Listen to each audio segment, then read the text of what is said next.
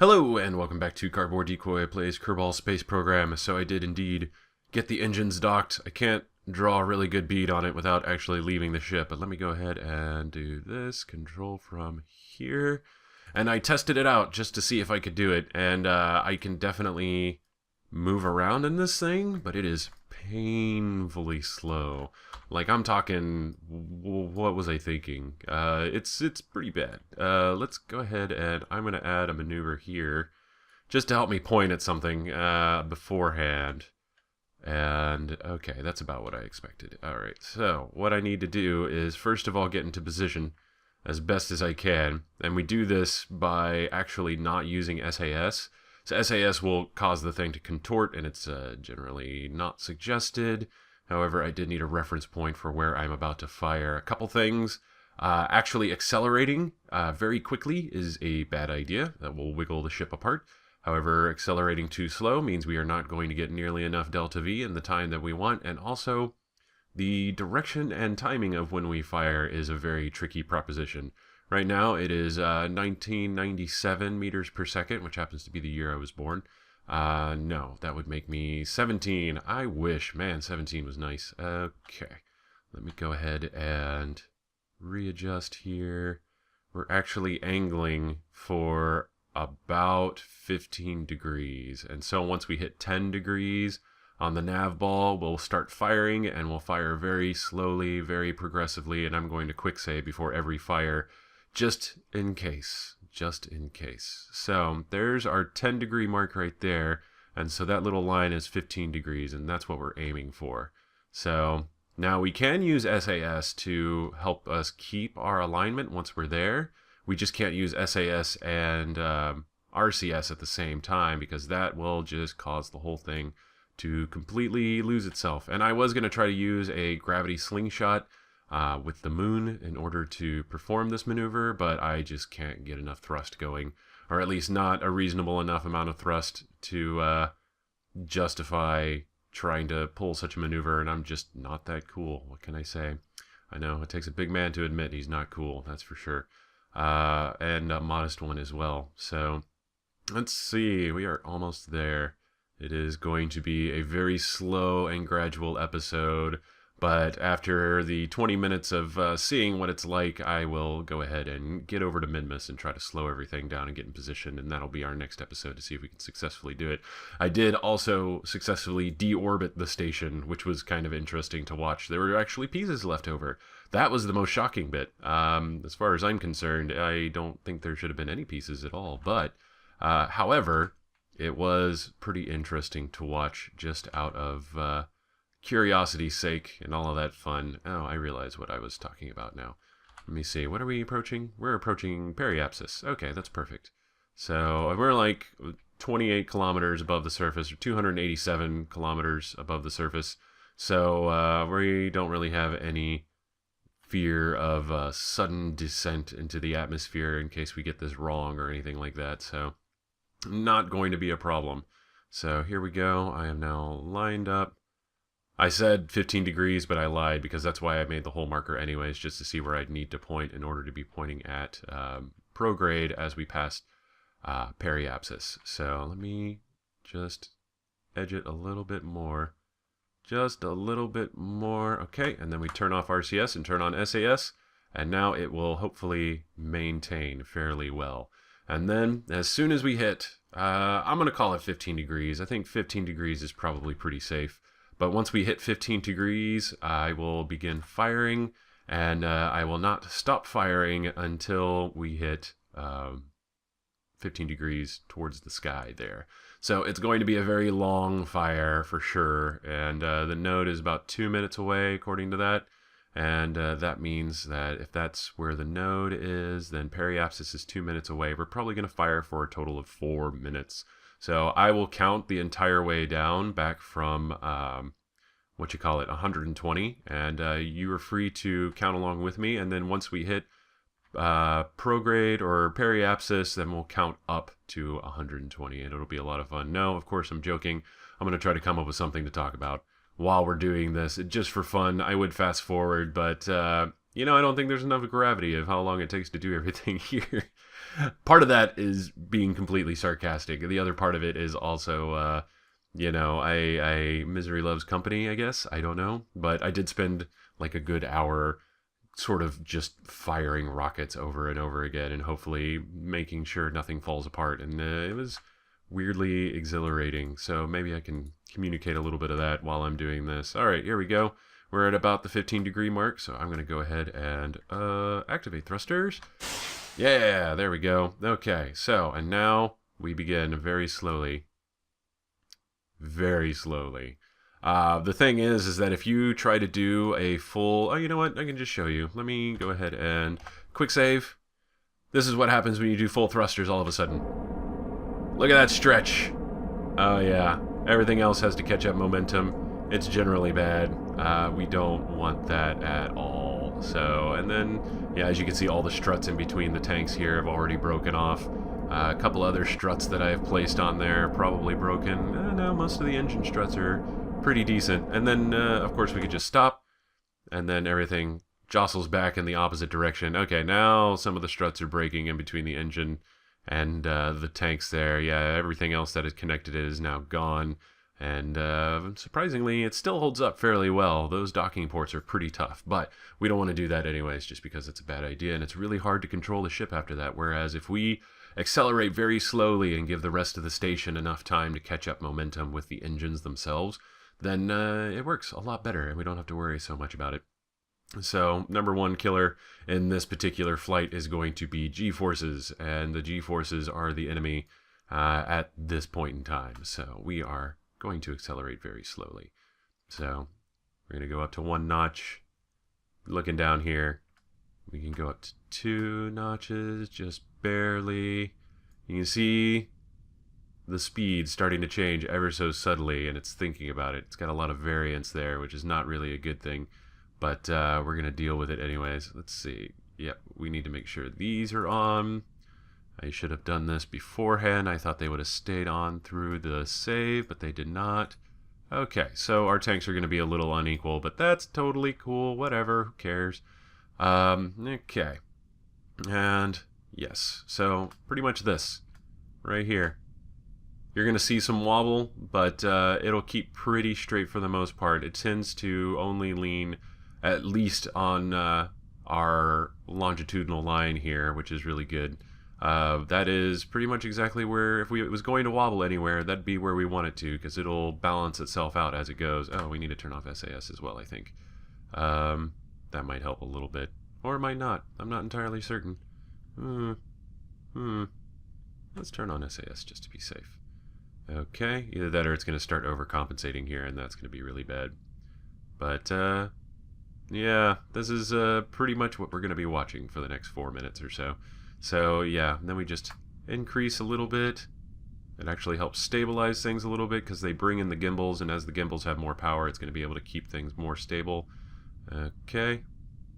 In theory, again, I don't exactly know what I'm talking about. I just know that it tends to work okay for the most part. We're slowly reaching the horizon line on our nav ball, and that's all well and good. I will say this is probably, I'm never going to be moving anything this big through space again. It's just ridiculous. Completely ridiculous and unnecessary. So as you can see, we're moving very, very slowly. Our apoapsis is indeed expanding at the rate of about 1 kilometer a second, which interestingly enough is about how many meters a second we're increasing. So roughly. So 1 kilometer on the other side in height equals 1 meter a second on this side. So kind of a fun little thing to note. Let's see. Yeah, we got some wobble, but as long as that center point remains on the actual longitudinal line that we want to stay on, we're going to be fine. And the tricky part is once we hit 15 degrees on the other side, we're basically just going to speed up time until we meet up all the way back around and then do it all again. Okay, I said I was going to accelerate some more, so here I go. If it starts deviating a little bit, that's not a huge problem because we're going to have to correct our orbit anyways to match Minmus, and that's going to be its own fun can of worms for sure.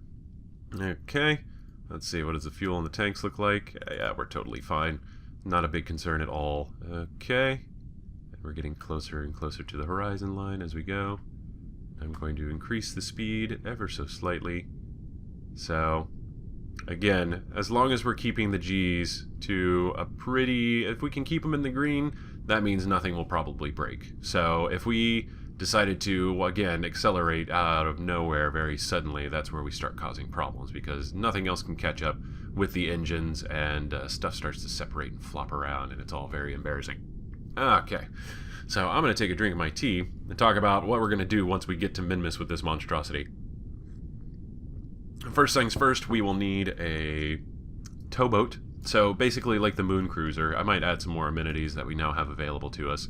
That will help with a number of things that we may or may not have problems with. Uh-oh, we're wandering off that line. Okay, let's go ahead and readjust very carefully. Where are we at? We're a little bit past periapsis. That's fine. Alright, so we're going to patch this up just a teensy bit, as best as we can, and then we'll go ahead and loop back around.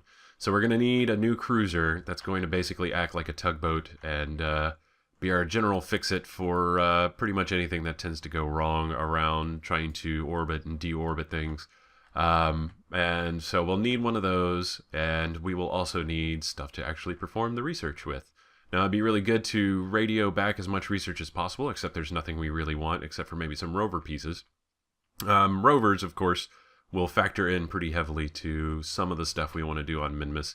For number one, for fun, and number two, for mobility, because there's a lot of granularity in the biomes, and so we might have to go on a little jaunt in order to reach the places where the big meaty science that we want to conduct will be. So that will also factor pretty heavily into what we're going to end up wanting to do on Minmus.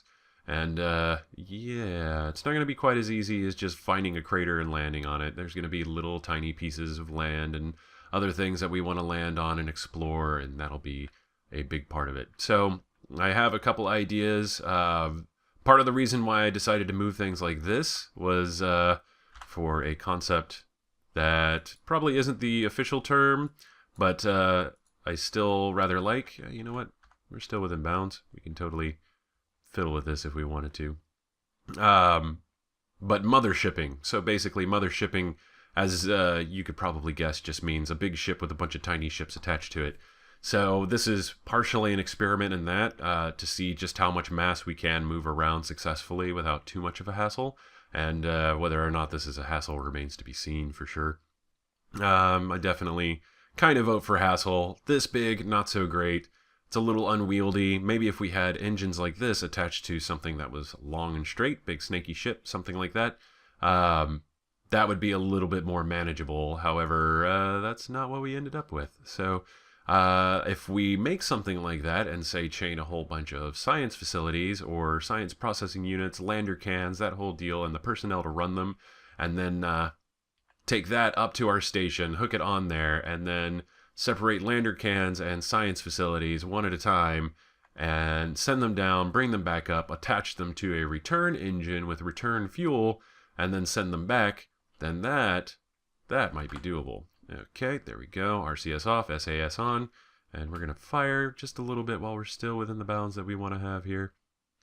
Okay, very light fire. Very, very light. Okay. And then, yeah, that's 15 degrees, so I'm not going to mess with it anymore. Let's go ahead and remove that node. And then speed up time until we're pointing at 15 degrees towards the ground again. So there we go. And we can actually go 1000x like it's nothing. Okay. So let's do times 10 just to get a little bit closer. And then we start the whole process over again. Not too bad. So, of course, right now, we've only got, what is that? 180, roughly, something like that. 180, 170 miles off of what used to be a fairly circular orbit. Doesn't seem like a lot, but it does make a huge amount of difference, because as we get further and further away from the pull of Kerbin's gravity, it's going to be easier and easier to raise that apoapsis even higher. So by the end of this particular burn, we will probably be past the moon's orbit. Maybe? Oh, now I'm suddenly under acceleration. That's no good.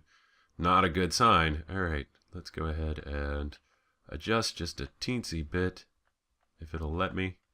Oh man, Little nudges. Alright, cool. Now, what happens if we turn off SAS? I'm a little curious. Let's go ahead and quick save, just in case I totally bork it. Not saying I will, just saying I probably will. Okay, so here we go. Very, very light fire. Let's see what happens. Okay, slowly moving it back up. Okay, a little bit more. And again, we only got 85 delta V out of that. So for what it's worth, I don't know, I think it's pretty cool. I think what I was doing was actually doing RCS to kind of keep myself, my up and down correct. So this might work out pretty well, I think. There we go. We just want to make sure that wherever we are oscillating around is around that center line. So I'm making very small adjustments to my flight path to reflect that. Okay.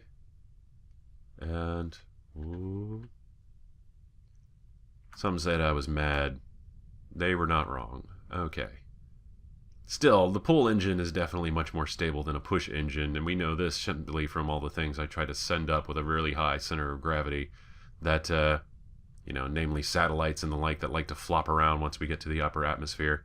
Those are all kinds of oodles of fun, but, you know, not very flying worthy, which is why I have been kind of experimenting with different delivery methods for getting those kind of things up into space. With mixed results for sure, but good results nonetheless, and I definitely like it. I like where that's going. So we'll definitely, the game gets easier as you go on, and again, this is, I really need to like define this better, because I keep saying it, I realize, and I don't think anybody else says it, but iterative play, the idea that every time you play it's a different game because it's you who's changing. Okay.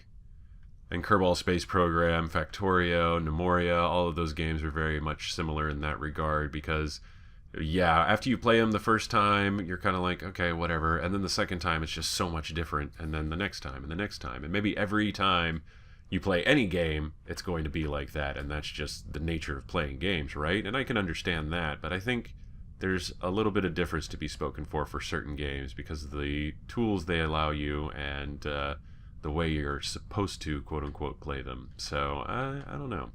I think it merits some looking at. Okay, let me turn on SAS again. That should help maybe a little bit better. I have this unnerving feeling like I'm off by more than I should be at the moment. So, maybe actually controlling it manually is not the best idea, but, you know, it's okay. I'll let the computer handle it as best as the computer can. Alright. That's the other thing. This is getting a little big, so insofar as it's just really hard to control on my computer, period. And then I turn on these lights, that really chunks it up, and you can see what wobble we do have. I only added like these 4 lights on here and figured out how to get them to turn on, and now like look at how lit up that thing is. Those things are bright as can be. They are brighter than the sun, and a little ridiculous. So I do my best to not use them whenever I can. Okay, we're going to speed it up a little bit more. Everything seems to be holding together pretty well, as long as I keep it fairly gradual here. Got a little bit more of an oscillation, that's totally fine. It's within bounds, it's within Kerbin bounds at least. Here we go. See, we are already starting to expand twice as much as we did the last pass because of that difference in altitude from Kerbin and its ability to pull any gravity on us. So we're doing fine. Okay, so what's going to happen now is I am going to start hinting that the video is going to be over soon, and basically on the next video I'm going to get us on an intercept course with Minmus, and then we'll try to get the thing to stop in a stable orbit, and that ought to be really interesting for sure. So stay tuned for that. That'll be real fun times, and we'll be able to make something of our trip to Minmus. Get a lot more research, get a lot more parts to play with, and make more ships. But so yeah, this is basically all I'm going to be doing for the next 30 minutes or so, is just watching this thing go. Let's see, where are we at? That's 700. There we go. We've officially doubled our orbit from what we had last time, I believe. So yeah, roughly. So yeah, this is exactly as I had planned it all along. You see?